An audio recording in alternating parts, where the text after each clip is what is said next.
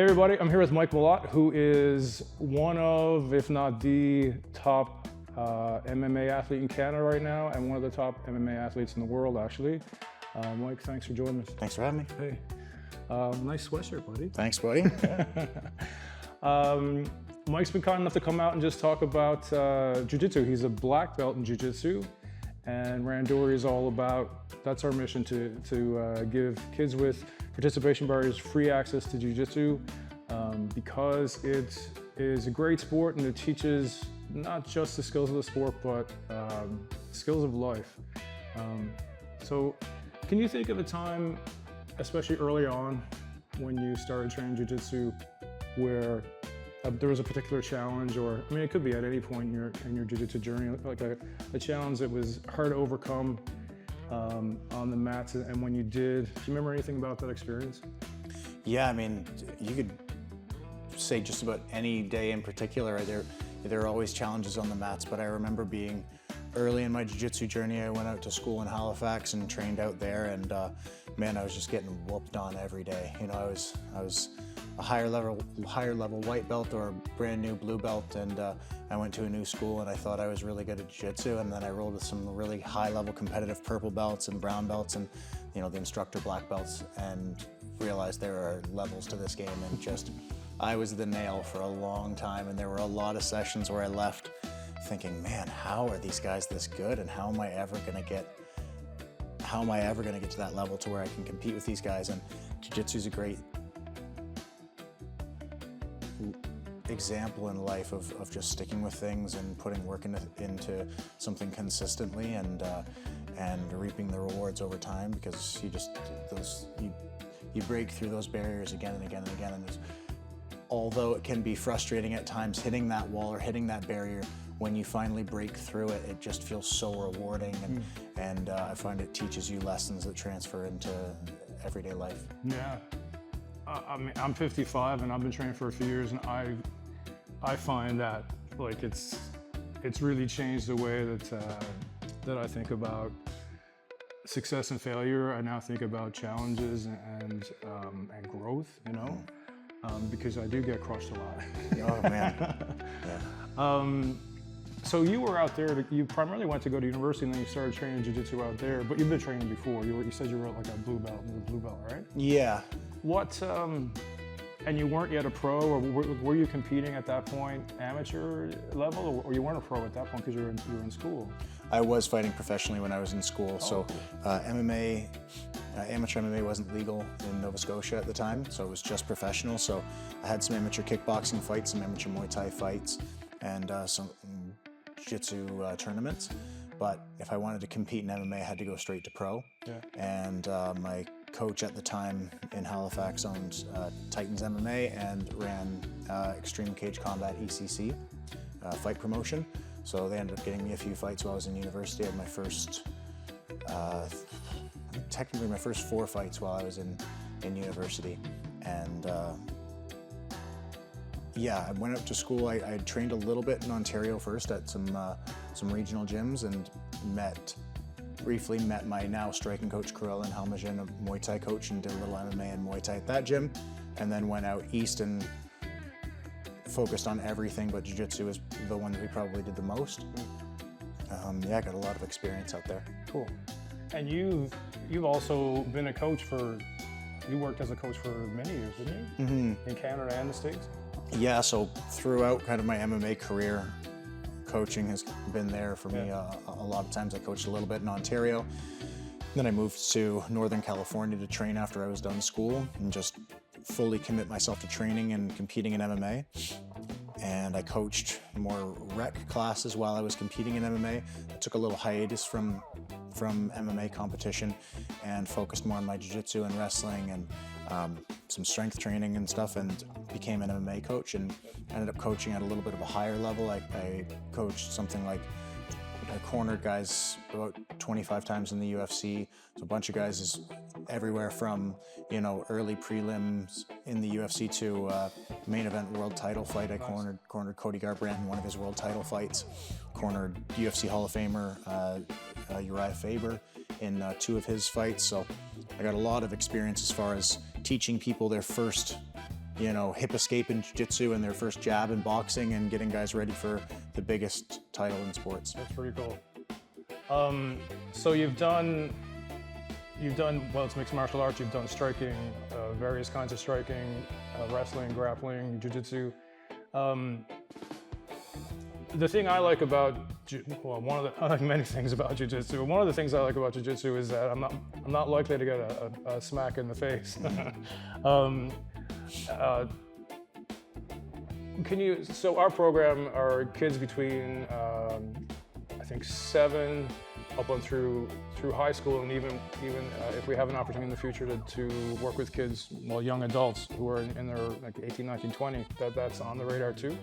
I think some parents are a little concerned about martial arts because they don't want their kid to get hurt. Can you talk to that concern, specifically about the benefits of jiu-jitsu versus other kinds of martial arts that have striking in them? Sure. I mean, there's a possibility of getting hurt in not just any combat sport, but in any sport in general, right? I grew up playing hockey and football and rugby, and my sisters did figure skating and fell figure skating, right? Ankles get injured in soccer, but jiu-jitsu is definitely one of the safer martial arts, especially when you think about martial arts with people getting hit. There are no strikes in jiu-jitsu, right? So you're not getting hit in the head, you're not getting, punched, you're not getting elbowed, so your likelihood of something happening, especially to your head and face, is pretty low. Because I'm gorgeous and I don't want to. Right. You get little mat burns and stuff from friction, little scrapes and stuff, but as far as anything major, nothing like that's likely to happen at all. And I saw an interview with someone recently, and they're talking about jiu-jitsu and how you can go pretty full on, or almost really 100% in jiu-jitsu when you're training, but in striking sports you can't really, because you don't want, if you're training with a partner in a class or whatever, you can't really do that because you don't want to knock somebody out. But that's one of the great things about jiu-jitsu is you can, like you said, you can actually repeat what's going to happen in competition or what's going to happen in a self-defense situation quite closely on a grappling mat in quite a safe way. Like pretty much every time we come to a grappling class, we're competing, right? We're trying to achieve an objective, and it's very rare that somebody gets actually injured, right? So it's, when you compare that to something like boxing, there's the consequences of a full-out boxing simulation versus a grappling simulation are substantially more dangerous in a boxing match. You talked earlier about just the experience of going to a new place and meeting new people and grappling with them and learning from that and learning how much more you could learn. Are there any examples you can think of where jiu-jitsu, where you recognize that your learning from jiu-jitsu was actually affecting in a positive way how you were approaching a situation out in the world elsewhere? I think martial arts, jiu-jitsu specifically, was monumental for me because I was never the greatest student. I never felt like I was that good at school. I was a little bit, they'd call it ADHD now, but before, when I was a kid, it was just, you're not sitting still, So I just, I had a hard time just sitting in the same spot and staring forward and absorbing information that way. So I honestly never really felt smart until I started doing martial arts, and I got my hands, I could actually learn with my hands and my body and try moves out and problem solve, actually working through things that helped me throughout the rest of my life, realizing like, oh, there's different ways to learn and there's different ways to problem solve. And for me, I think had I just tried to stick with a purely academic way of learning, I would have struggled and maybe not felt like I was the greatest at learning. Whereas when it comes to martial arts, I felt like I excelled because it was something that spoke to me, and just the way that you had to problem solve in the moment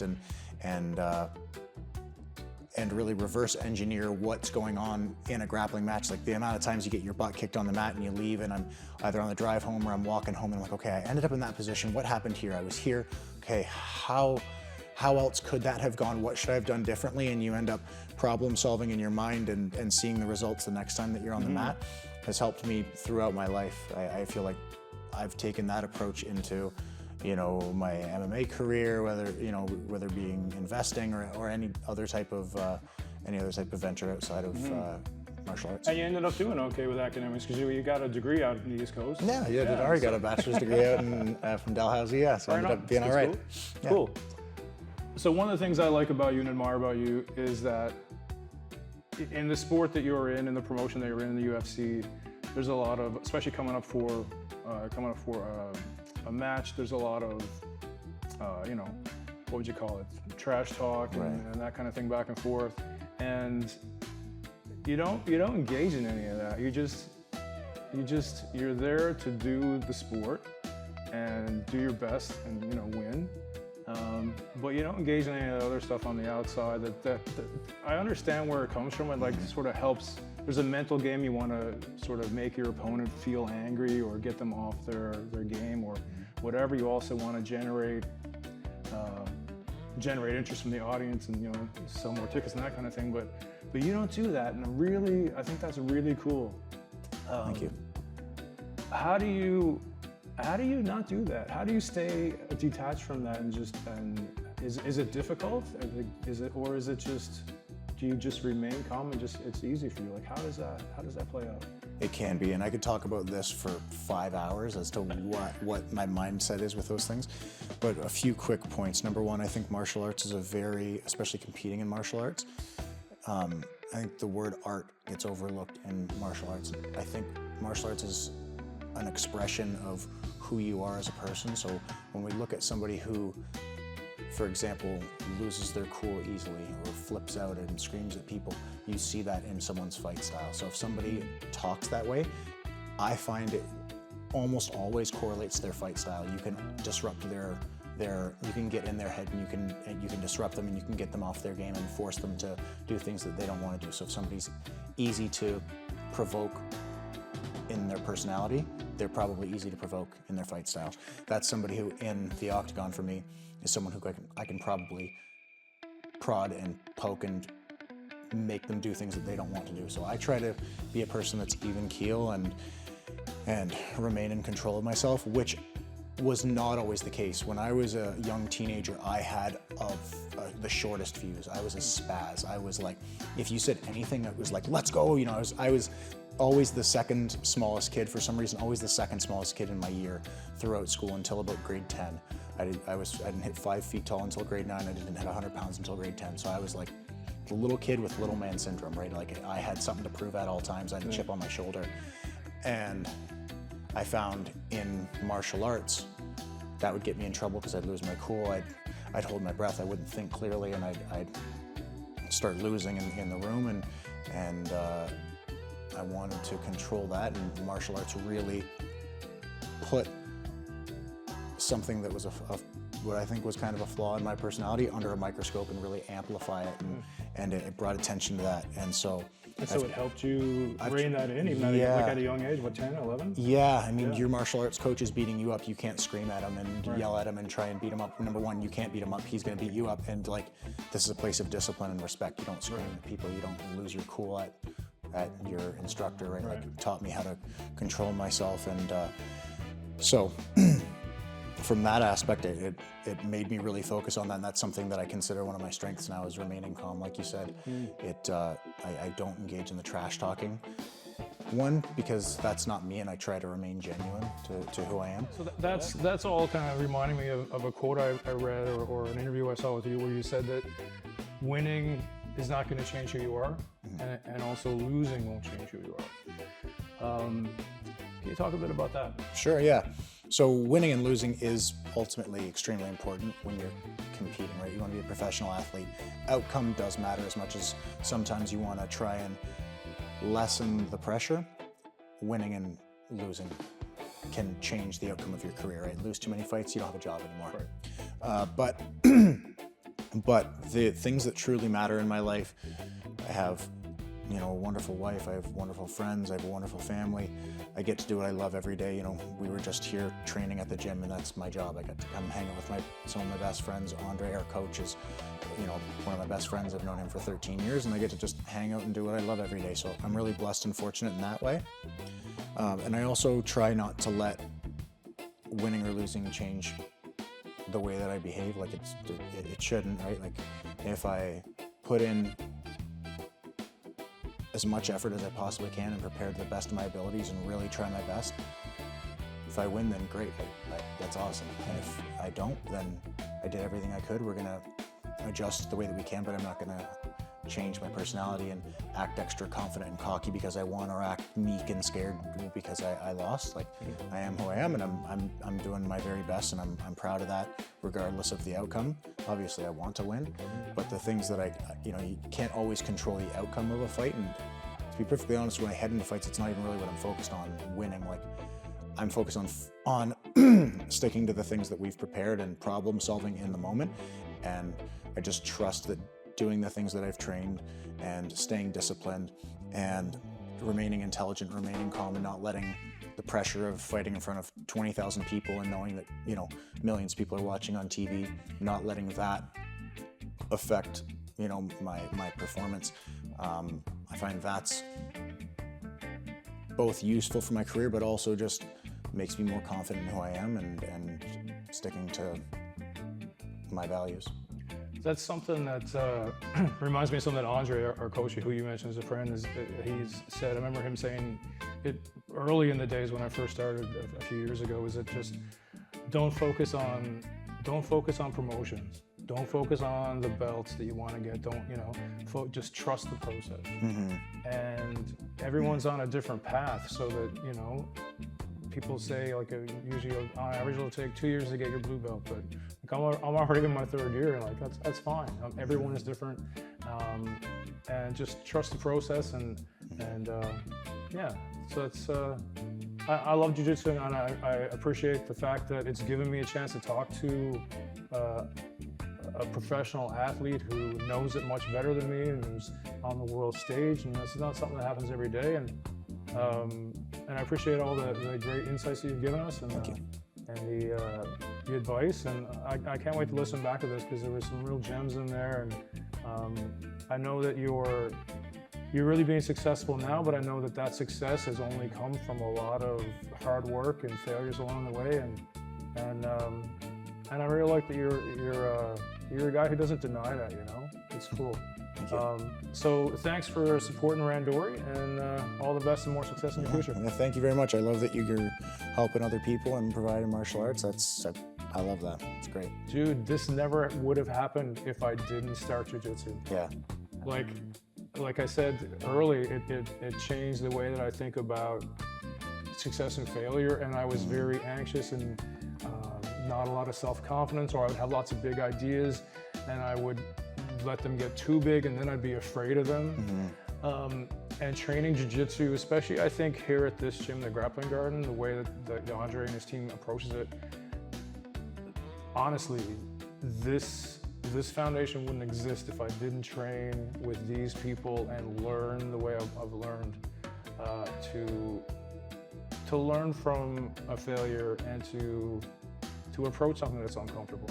I feel like people jiu-jitsu's gotten now mainstream, where people joke about it. It's like, oh man, once people start doing jiu-jitsu, they talk about jiu-jitsu all the time. It's like, yeah, because once you do it, you're like, whoa, this like completely changed my outlook on life. Like, this is so cool. I'm so much more confident. I'm fit. Like, I'm learning how to learn. I'm making friends. Like, everything that you do in jiu-jitsu is one-on-one. Like, we're together for the hour. It's like, you can't help but get to know that person. And you go through this like strange, almost like bonding experience of like, dude, we were just trying to beat each other up for an hour and trying to best one another. Like, that was so fun. What's your name? How are we friends? Yes, yeah, and you build these like great relationships with people. It's like, it's such a one-on-one thing. Like, you do that in other things as well. You play tennis, but you're not like with the person the whole time, right? It's like you're engaged the whole time with the person. And I feel like that's one of the reasons that people make such great friendships through this, why people gain confidence, because you can't not talk to somebody and just like no eye contact, just like, oh, well, I'll just text you. Like, we're doing this, like we're gonna have to communicate. Right up in your business. Yeah, exactly. It's really cool, man.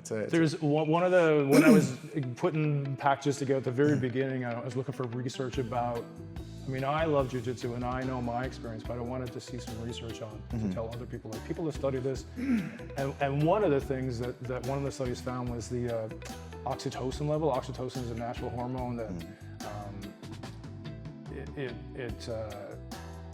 it promotes bonding and trust. So it's very important in the early years of a baby with the mother and things like that. So they measured oxytocin levels post sparring in striking sports and in jiu-jitsu. And the oxytocin levels are higher after sparring in jiu-jitsu than they are in striking sports. So it does chemically, scientifically promote friendship. Yeah. That's pretty cool. So I think that's a good place to leave it. Yeah. All right. Awesome. Thanks. May the jiu-jitsu be with you.